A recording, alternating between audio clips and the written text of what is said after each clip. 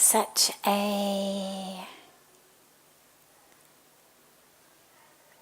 beautiful joy to be together with you all.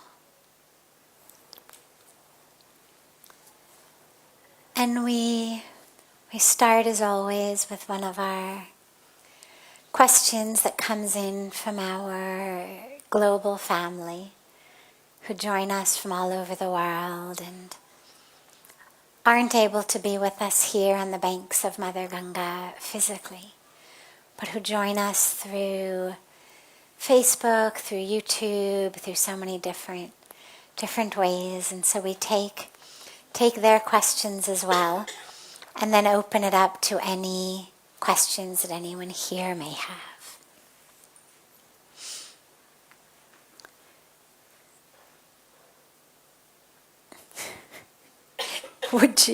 This is great, would you rather be a worried genius or a joyful simpleton?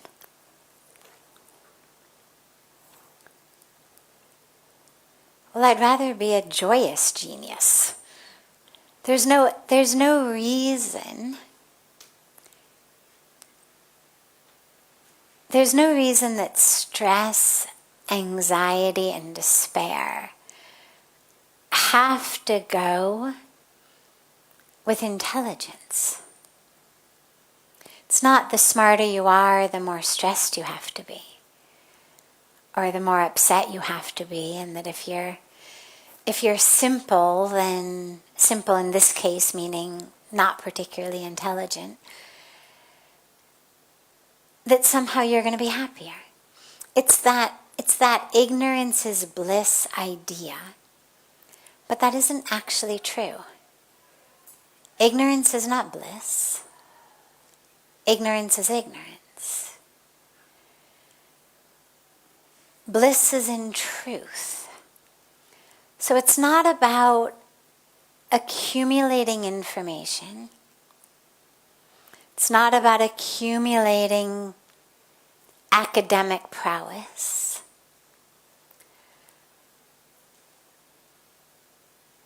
It's about having more and more truth is where the joy comes. Now, I understand though the question basically, meaning, would you rather be someone who knows it all, but is so depressed by what they know, or would you rather be someone who doesn't know how bad things are, and therefore you could be happy? And again, as I said, I'd rather be a joyous genius. I'd rather know it all and still be able to be happy. The dilemma arises when that which we find out, that which we learn, that which we come to know, depresses us. But it doesn't have to, it shouldn't. Wisdom, truth, learning, these are things that should make us more and more joyous. Not more and more, what did they say? Worried. Not more and more worried. The worried genius. Now, one thing that this means, though, is that you may not want to begin your day by scrolling through a news feed. Okay? Now, that doesn't make you a genius. You could memorize everything on Google News. You're not a genius, you've just memorized what's in the news. A genius is actually someone who has a power of understanding, a power of intelligence, that actually in many cases makes them better able to live lives that are full of truth and understanding. But that has nothing to do with the news. Now, what upsets so many of us is that, oh my God, I wake up every day and I scroll my news feed and I see this is happening, that's happening, this is happening. And it worries me. Yeah, that makes sense. Not because you're a genius. Just because you have filled your brain with far too much unnecessary information. And that's a place that we all have to find. How much information do we need? Because you don't want to push it away. Remember, we don't want to be the joyful simpleton, the one who has pushed things away and said, I don't know. I don't want to know. I don't want to hear. We live in this beautiful world as spiritual beings having human experiences.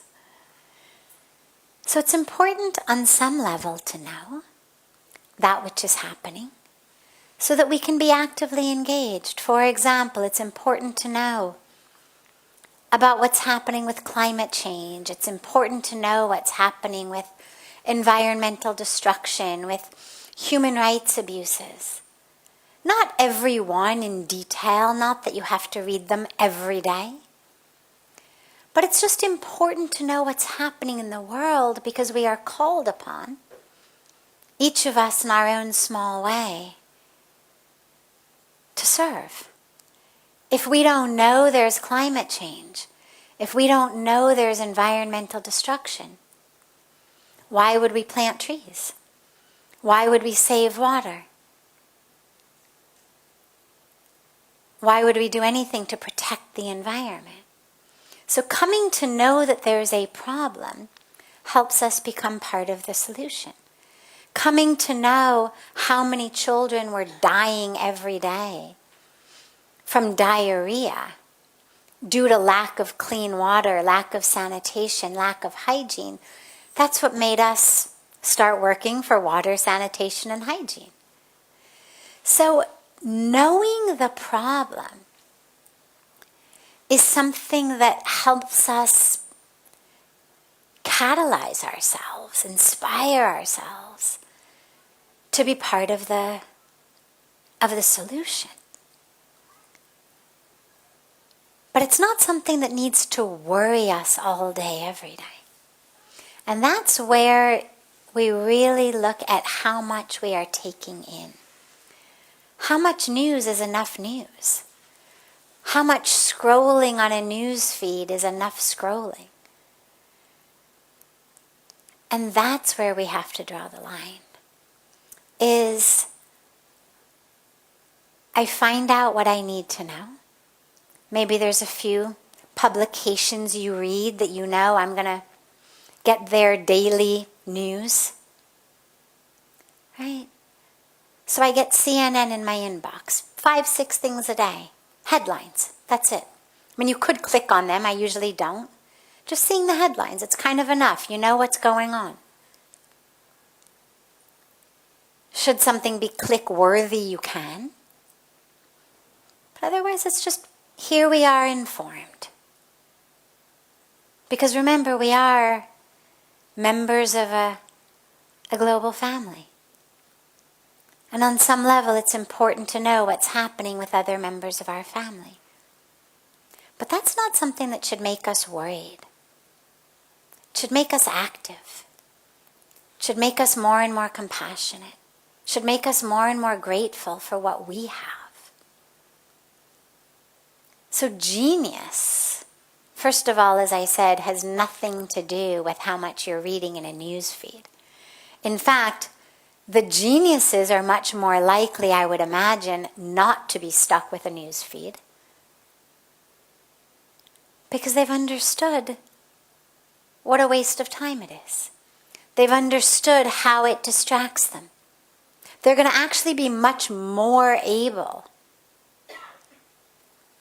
to dedicate their time in meaningful ways. So don't think about intelligence or lack of intelligence in terms of being worried or being happy.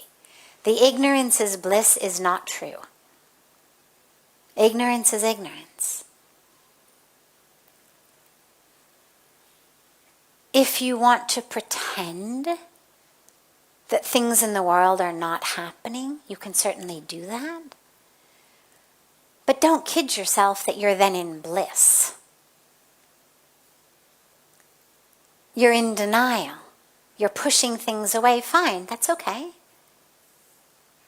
I'm not the moral police who's going to say you have to know everything that's going on. But don't delude yourselves into thinking that that's actually bliss. Saying, I can't handle knowing what's happening, actually says that you're not strong enough, which you are. It's actually depriving yourself of the ability to recognize how strong you are, that you can know what's happening. And again, you don't have to read 100 articles on it. Simply coming to know, this is happening. Okay. We anchor in. We drop in. All right. How can we be of service? How can we be part of the solution? Or how can we pray for them? How can we hold them in our hearts and our prayers? But pushing life away is not the stuff that bliss is made of. It's the stuff denial is made of. And what you find a lot of times is, as you try to push things away, well, they don't stay away. They keep coming. And then you keep trying to push them away. In the, I'm in too good of a mood to talk to you, or I'm in too good of a mood to find out that this is happening. And when we can't push it away anymore because it keeps coming, that's tragically when people tend to turn to alcohol, to drugs, to other ways to prevent themselves from having to be impacted by the world. And that is not bliss, my friends. Not bliss. So ignorance is ignorance. It isn't bliss. And as far as genius goes, well, we all should certainly strive to be as intelligent as we can, not with the facts that we know. Accumulation of trivia or facts or news is not intelligence. It's a conscious wasting of your time. It's like people who can tell you what 50 other people have posted on Facebook. Right? You wouldn't say, oh my God, you're so smart.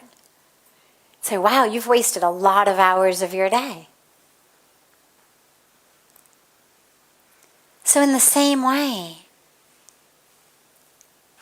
wasting our time is not intelligent. It's not genius. And it is what causes us to be worried. So let us actually cultivate that intelligence of knowing. I can be in the presence of reality. I can hold an ideal. I hold an ideal for peace, global peace, for environmental protection, for sustainability, for human rights, for love, for ending violence. I can hold that ideal. But that doesn't mean that when climate change is getting worse or trees are being cut down, that I say, I don't want to hear it. I can't hear it. I can't come to know it because it's going to disturb my bliss. That should be information that just inspires me to do more work, to make the real come closer to the ideal. So we hold the ideal, but we also recognize the real. Because to push away the real in favor of an ideal doesn't serve us. It's certainly not genius.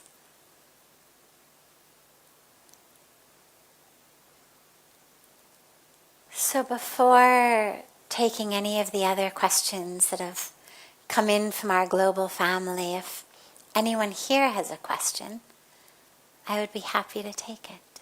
Yes. Thank you.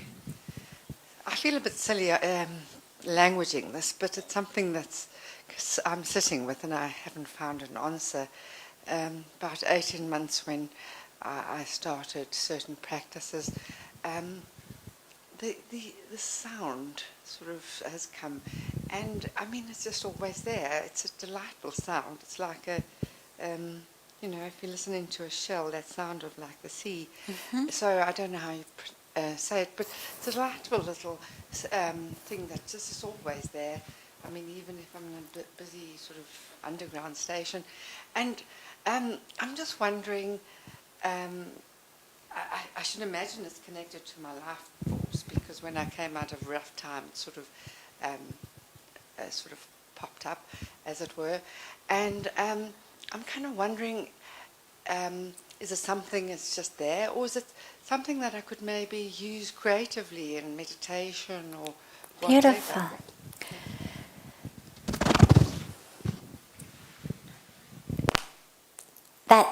That sound. Well, she says, it sounds like the sound that when you hold a seashell up, the sound of the ocean.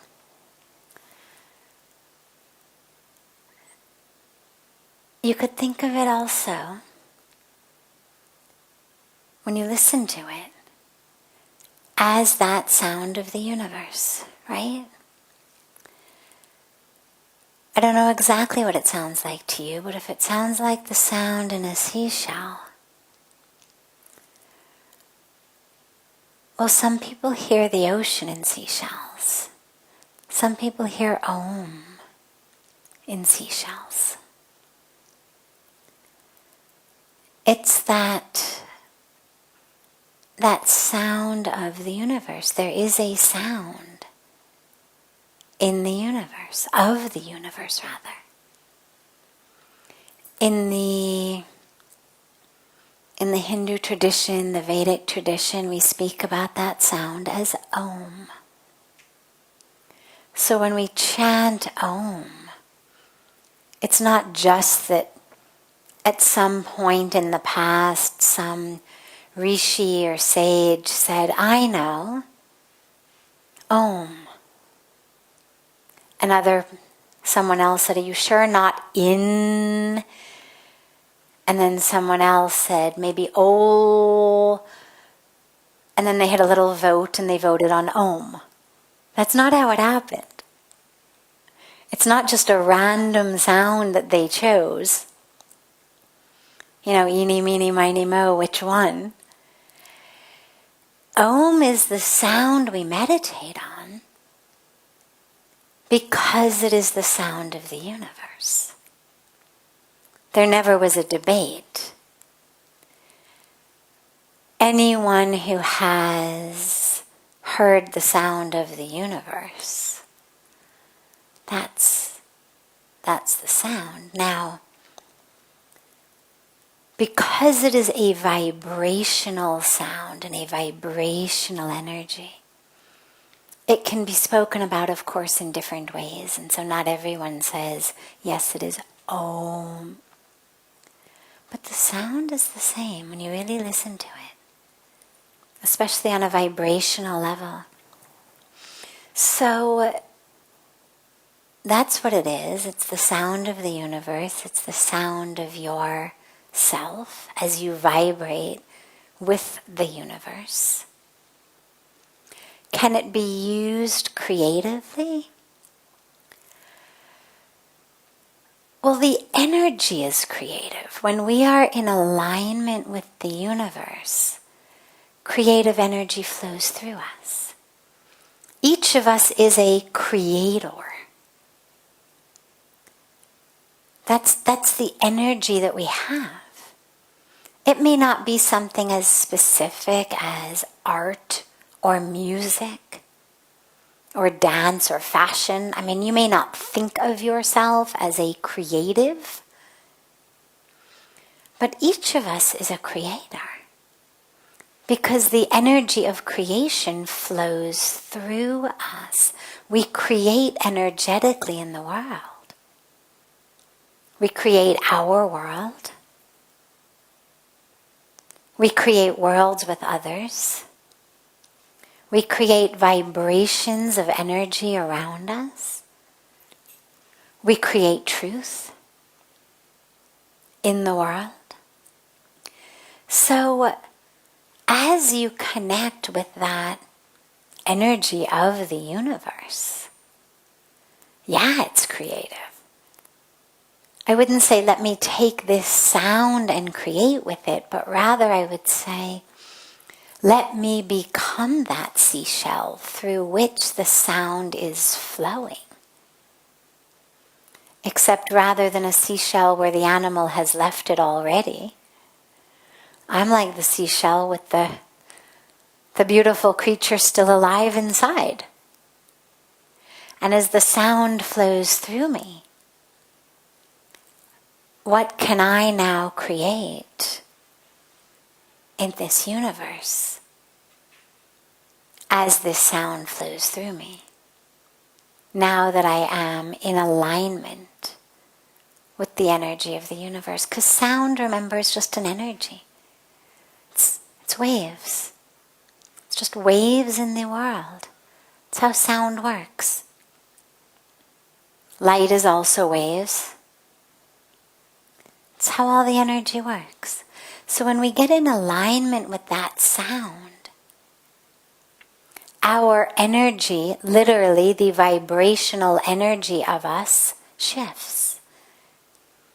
And energetically we become in better coherence, you can say, with the vibrations of the universe. So yeah, a lot of creativity is going to happen through that. In so many different ways. Beautiful. Yeah. Are there any other questions that anyone here has? Yes. It's for one of my friends. I want to know, how does a person forgive someone very close to them for betrayal or infidelity, and somebody is struggling with it and I would like to help them, so I do not know the answer to it.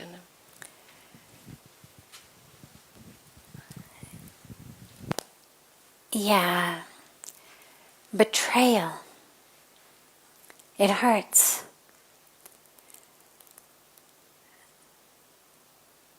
And it hurts on so many levels, but especially, as you say, infidelity by a loved one. So in addition to the betrayal, there's a sense of we've had an expectation. Right? We don't necessarily assume that every person we walk down the street passing is going to act in alignment with integrity and love. Right? I mean, if you're driving down the freeway and somebody cuts in front of you, all right, most people tend to get a little bit annoyed, but it's not going to ruin you. It's not going to make you now need therapy and be unable to sleep at night. Because we never really expected that every driver on the freeway was going to treat us with lots of love, lots of respect, lots of caring. We kind of understand, yeah, everybody's kind of doing their own thing, and we hope people follow the rules, but when it's a loved one, there's really an expectation of loyalty, of love, of truth, of honesty, of integrity. And when that person betrays you, it hurts a lot. Now, I'm glad that your friend is asking about forgiveness, because of course, it's always up to us what to forgive and what not to, but I'm a very big proponent of always forgiving. That doesn't mean that we permit everything. It doesn't mean that we say everything is okay. It doesn't mean we become a doormat.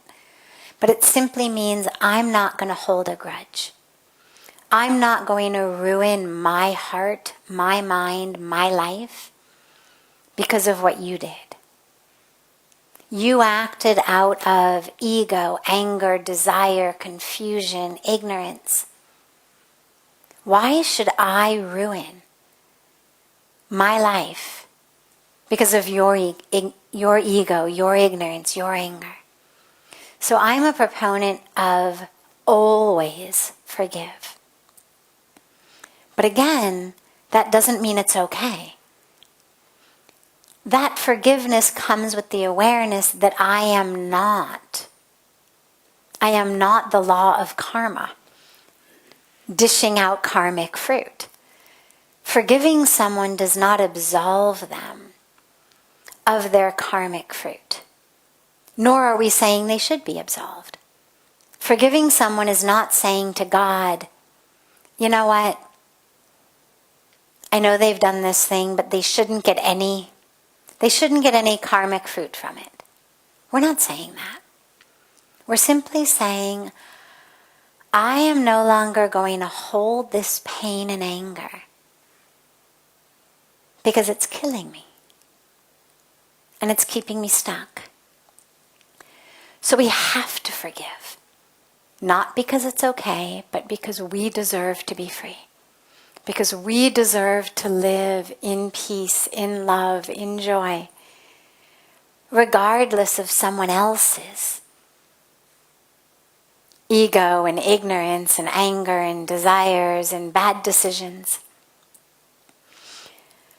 Now the decision of I'm going to forgive and stay, or I'm going to forgive and not stay, is of course up to each person individually. And I certainly would not, without knowing all of the details, I would not say which is the right decision. In general, I tend to be someone who gives people the benefit of the doubt, understands that we're human beings. Well, we're spiritual beings having human experiences. But in that human experience, we all have confusion, we all have ego, we all have ignorance. We make mistakes. I mean, really, raise your hand if you've never done anything that you wish you hadn't. No one, right? Obviously. Raise your hand if you've done lots of things you wish you hadn't. Right? All of us. So, we make mistakes. As a general rule for me, the first time, you say, okay. Not that it's okay, but I recognize you're human. I recognize you've made a mistake, especially if the person themselves feels horrible about what they've done. If they don't, that's a different story. But if they do, and they've really apologized and really repented and really are doing something to address the ignorance, to address the issue, I would be likely to say, okay, this relationship, my love for you, is strong enough that I am prepared to withstand this, to not only forgive, but to stay and to rebuild trust. Then you start to think about a second time, right? Or a third time. And again, that's individual. I don't know how many times I would stay with someone who was disloyal, but that's an individual decision. What's most important is A, that we forgive, that we're not holding the grudge, because that kills us. B, that we understand that we deserve loyalty and goodness and love. One of the reasons that people tend to stay in situations where there's disloyalty, even where there's abuse, is because on some level we feel like we don't deserve something better. And that is not only deeply untrue, but deeply dangerous. And so I would work with your friend to help him or her fully forgive, fully be free inside, And again, if it's the first time and the partner really repents and, okay, and you decide to be compassionate enough to give them a second chance, okay, beautiful. But if this is a pattern, then I really would work with your friend on why he or she believes that they don't deserve someone who's loyal, that they don't deserve goodness, that they don't deserve that level of appreciation, of reverence, that would prevent someone from hurting them. And that's a very beautiful role that as a friend you can play. Yes. Yes. So this is a simple question about ego and self-respect when it comes. So it's very confusing what's the difference between both, or how to recognize whether it's the ego or it's a self-respect. Great. So self-respect is true, ego is false. Self-respect is rooted in a capital S self. The truth of who I am, the depth of who I am, the divinity of who I am, the wholeness, the fullness of who I am. Ego is rooted in my false identities. I'm the smartest one here. Right? I'm the most successful one here. I'm the best one here. False identity. Okay? Or ego's rooted in even just something as simple as, I'm the doctor. Right? You do what I say. Why? Because I'm the doctor. Or I'm the teacher. Or I'm the smart one. Or I'm your boss. False identity. It's a false role. Means you're playing the role beautiful. Wonderful. Be a doctor. Great. Heal people. That's a beautiful gift. Amazing. But when it becomes, I'm the doctor, and that is a source of, it's ego. Self-respect doesn't depend on how much money I make, where I am on any kind of a career ladder or social ladder, popularity ladder. Self-respect doesn't depend on what I accomplished today, how many people know about it. Self-respect is rooted in who I am as a being. And even if I couldn't bear to drag myself out of bed today other than to just go to the bathroom and eat some food, I still respect myself. And we're going to just call that a day of rest. Ego is all about what I've done, who I am, what I have. That false self. So real self-respect is for the real self. Ego is rooted in false self. So if someone's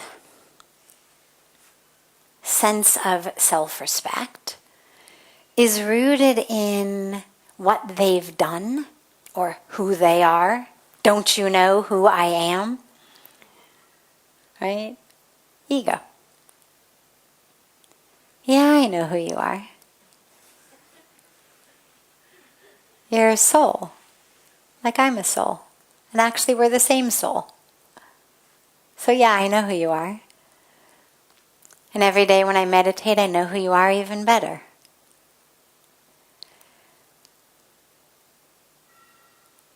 The don't you know who I amness.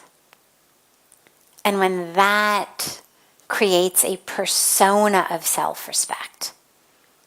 You know, the sort of pumped up chest, like I'm everything. That's ego. Self-respect doesn't have to pump up its chest. Doesn't matter how tall or short, wide or thin, dark or white. It's irrelevant. Because self-respect is rooted in the self. And self-respect is something no one can take away. The ego gets injured. Because when someone says, you're stupid, or this is bad, whatever you did, like not a good project, not a good thing, the ego gets insulted because the ego was rooted in what I'm doing, what I'm accomplishing, what's my role. But self-respect no one can take away from you because it isn't rooted in any of those things. And that's where it's so precious. It doesn't vary. It's not based on your moment in the spotlight. Self-respect knows I don't have to be in the spotlight. I don't have to show. Because I am. I just am.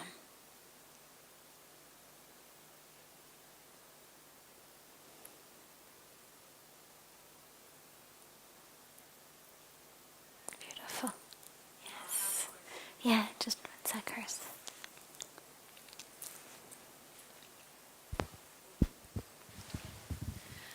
So I have a question here.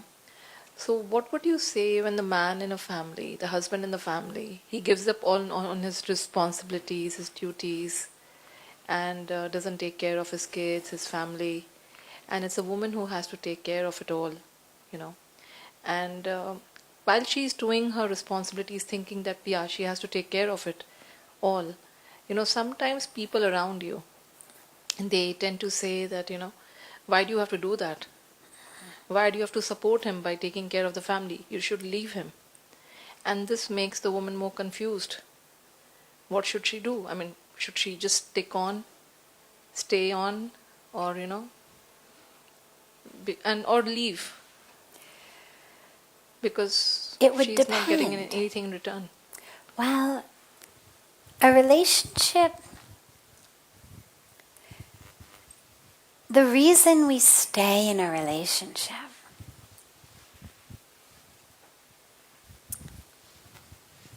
इसको बंद कर दो, हाँ? The reason we stay in a relationship is not so much about who's doing what.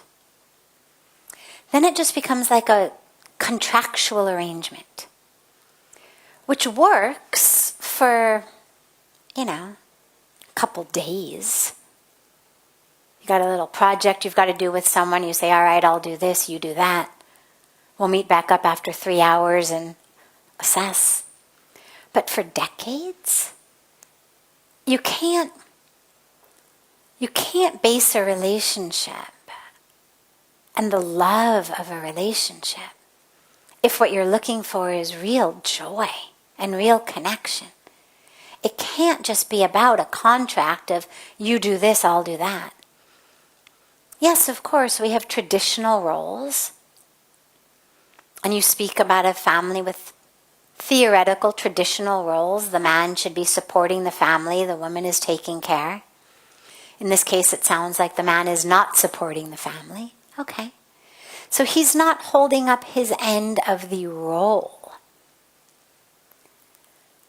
But that doesn't mean that the woman should leave the relationship, because I would hope that that wasn't the basis of the relationship, but that the basis of the relationship was love and connection. If it's not, then we have a whole other problem entirely. Let's take them as two possibilities. Possibility one, there is no real love There is no real relationship. It is just a contract. You do this, I'll do that. And we'll kind of peacefully cohabit. In that case, if the man is not doing his arrangement, the woman certainly could think about leaving.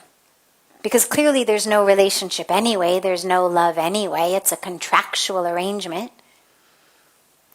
He's not fulfilling his contract. Okay, I mean, every contract we sign has got all these clauses, right? If the other party doesn't do what they say they're going to do, we've got exit clauses. But marriage is not supposed to be a contract. Marriage is supposed to be a union. And in a union, it's not about 50-50. It's about a merging into oneness. And if you're in a relationship for long enough, inevitably there are fluctuations, there are moments and times and phases where one person seems to be contributing more on a logistic level than the other. And then there are phases where the other one is contributing more. Either way. Or maybe one is contributing a lot more logistically and the other is the beautiful holder of the love in the family. There's no right way. But there should be love. And if there isn't any love, even if the other guy is holding up his end of the contract, I'm still not so sure I would say that's a fantastic place to be. We should try to find, and if it's not there, can we cultivate it? Can we create it? Can we grow love? Because your fulfillment as a wife, in the long run, is not going to be about how much money he brings in or how many dishes he helps with or does he ever grocery shop, or it's going to be about the love you feel with him. And if you don't feel love, then no matter how much money he brings in, yeah, it's never going to be enough. It's not going to matter. And if you do feel love, then whoever's bringing in the money, it's all one. It's all the same thing. It doesn't matter. There is no yours and mine. So that's the key. And certainly conversations can be had about, hey, it would be great if you could fill in the blank, whatever it is that he's not doing. We all have to get held up to a responsibility to contribute in our way into a system, and a family is certainly a system. And it's good for children to learn everyone contributes, even the kids. It's why kids should have chores. Even if there's help in the house, the kids should still have chores. Just so that everybody knows, everybody contributes. We are a family system and everyone is a contributing member. But if your friends are saying, why do you stick around? If they are simply saying because he doesn't hold up his end of the financial bargain or the logistic bargain, but you really love him, then I would find new friends. Or explain to your friends that you really love him. And that there's no reason for them to be pestering you in this way. But if your friends are really good friends and what they're seeing is that there isn't any love, that you are being totally taken advantage of, then it might be worth your while to at least listen to what they have to say and ask yourself why you're prepared to be in a situation that has no love, and in which you're doing all the work, and in which there is literally nothing you're getting in return on any level whatsoever. And to ask yourself if you have any alternatives. My favorite alternative would be, can you create love? Like you're already living under the same roof, you've already got a family together. Are there seeds of love that could be watered? A lot of times in families we get so bogged down in the logistics that the love kind of dries up. There was love, but then there came kids and jobs and mortgages and in-laws and life issues, and suddenly it seems to dry up. And that's where it's really important to dedicate time and energy to revitalizing that. To taking some time away. It doesn't have to be days, it could just be hours, but some time. Because love has to be nourished and nurtured and watered. But if there really isn't any love either, and you've tried and it's been years and there are no seeds, you're watering just soil that has no seeds in it, then it really may be worth thinking about what other alternatives you have for your life. Yeah. Beautiful.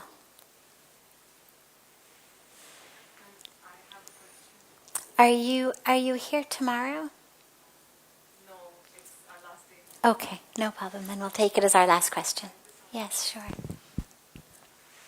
How do we balance our spiritual journey while living a grihastha ashram, especially protecting ourselves or balancing ourselves, not going into the web of kleshas, especially rag Yes. and abhinivesh? It is so difficult Yes. to stay detached. So, in our spiritual journey, whether you're in grihastha ashram or sannyasa ashram, detachment is not the goal. Okay?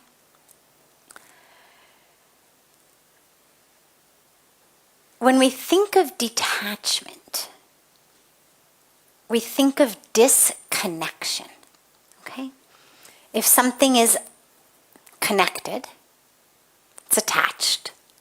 When I have disconnected it, I have detached it. So when you talk about being detached, we're speaking about disconnection. That is not a goal of spiritual practice. Now I know we talk about vairagya. Okay? And vairagya gets translated as detachment. I am not a Sanskrit scholar by any means. Nonetheless, I deeply believe that detachment is the wrong translation of vairagya. And I say this to you because if you look at the enlightened masters, really the masters,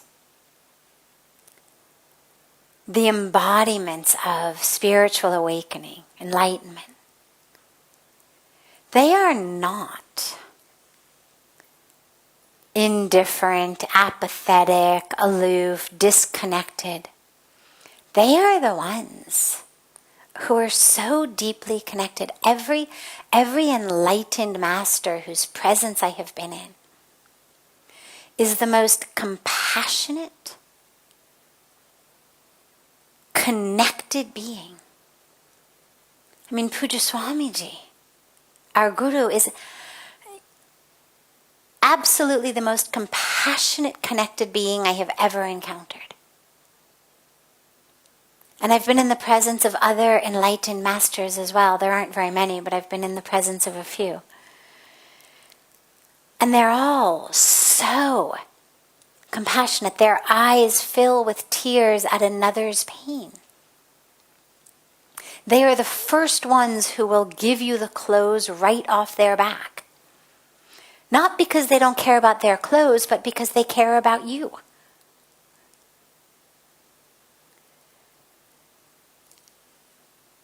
Detachment, I think, is the wrong translation. I think about it as reattachment.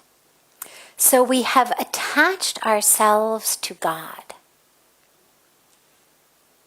in such a way that the attachment to the things of the material world automatically lose their pull on us.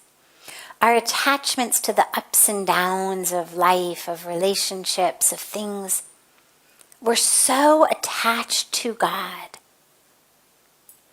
that automatically those stresses and strains and rag and dvesh, I like this, I don't like this, I want that, I don't want that, they dissipate. Because we are so deeply connected to God. But don't have detachment as your goal. Have connection to God as your goal. It's like if we say point A and point B, or let's say we say Rishikesh and Delhi. So here you are in Rishikesh. Well, there's two ways to get to Delhi from here. One way is you face Delhi and you start walking. The more you walk, the farther Rishikesh is behind you. It's kind of automatic. The other is you try to push away Rishikesh. Get away, get away, get away, get away. The more you push, well, you're getting closer to Delhi. But not because you're walking toward Delhi, because you're trying to push away Rishikesh. Now the energy of that second one, it's a lot more energy, and it's negative energy. It's the energy of pushing. Instead, if you think about, I'll just walk toward Delhi, well, automatically I'm going to get farther from Rishikesh. In the same way, instead of trying to push away your attachment to things in the world, focus on getting connected to God. You're walking toward God. The closer and closer you get to that connection, the farther and farther the pull of the things of this world will have on you. Does that make sense? So that's the way to do this. And in the Grihasthashram, the goal is not, how do I be a married person but push away my marriage so I can be close to God? If you were supposed to be in the sannyasa ashram, you'd be in the sannyasa ashram. If you're in the grihastha ashram, well, be a grihasthi. That's your dharma in that ashram. Connect to God. Find God. Be with God through those relationships. Marriage yoga. Relationship yoga. Parenting yoga. It's not, let me push away my relationship so I can do yoga. This relationship is your yoga.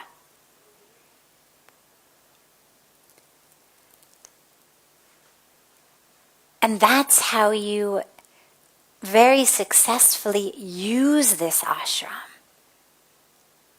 to get closer to God. It's not about, oh, I'm going to put you in Grihastha ashram and for the next 20, 25 years, you're supposed to just push it away. You use that ashram. Don't get stuck. So it's relationship yoga, not relationship quicksand. Right? So it's all about union. Union with each other, yes, but union of yourself ultimately with the divine through this union. So you use it. Can you see the divine in your family members? Can every interaction with your family members be yoga, be rooted in union? Then it becomes really an ashram rather than just, the Grihasti jail. Right? It's not called Grihast jail, it's called Grihast ashram. It should be an ashram. Doesn't mean there aren't struggles. We live in an ashram, there are struggles. But it means that you are focused ultimately amidst the struggle, through the struggle, via the struggle. It's important. Via the struggle. The struggle is the medium through which you get closer to God. For you, it's relationship. In ashrams, it's seva. It's surrender. It's discipline. Each ashram has different pathways through which we get closer to the divine. But use it. Yes. Have a beautiful, beautiful rest of your evening and night. And a beautiful morning, day for our beloved family all over the world. And looking so forward to being with you all again tomorrow. So much love to you.